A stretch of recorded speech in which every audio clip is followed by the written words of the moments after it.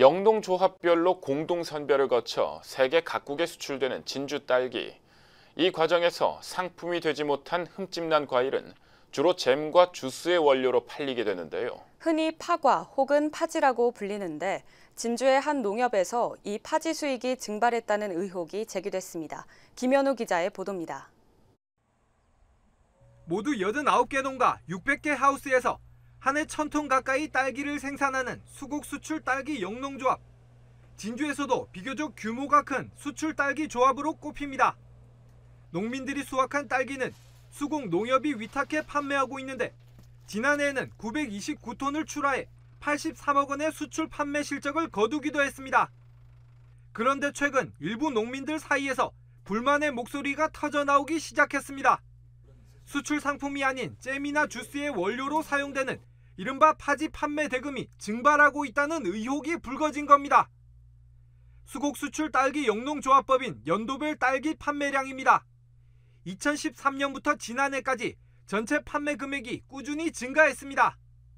반면 파지 판매 금액은 오히려 줄었는데 특히 지난해의 경우 전체 수익의 1000분의 1에도 미치지 못했습니다. 파지 발생량이 전체 수확량의 15% 정도임을 감안하면 이해하기 힘든 일이라는 게 농민들의 주장.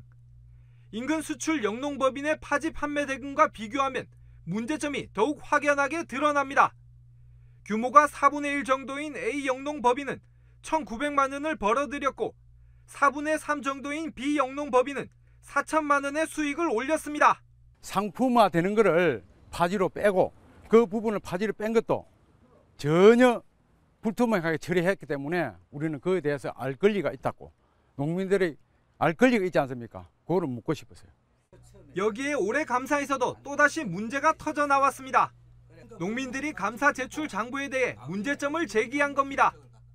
농협에서 제시한 올해 파지량은 16,300kg 정도. 반면 농민들은 자체 조사 결과 적어도 10만 kg은 나와야 한다며 대립각을 세웠습니다.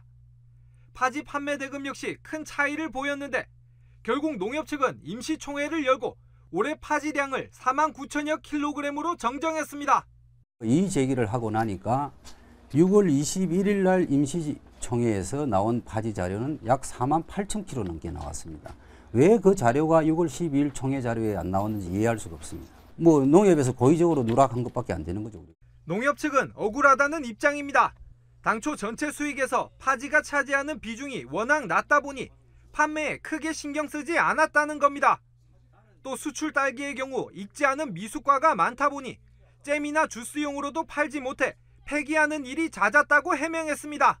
공선 작업에서 파지가 많이 나오면 그만큼 작업 생산량도 늦어지고 또 우리가 별도로 어떤 그 파지 양의 그 금액을 늘리기 위해서 별도의 작업이라든지 이런 걸 인력을 동원해서 할 수는 있습니다. 근데 그 투입 대비 금액은 사실 안 나오는 그런 상황입니다. 하지만 이렇게 폐기되는 딸기의 양이 파지 가운데서도 30%에 달하다 보니 농민들은 이마저도 이해하지 못하고 반발하고 있습니다. 파지 판매 대금을 놓고 갈등을 벌이고 있는 양측.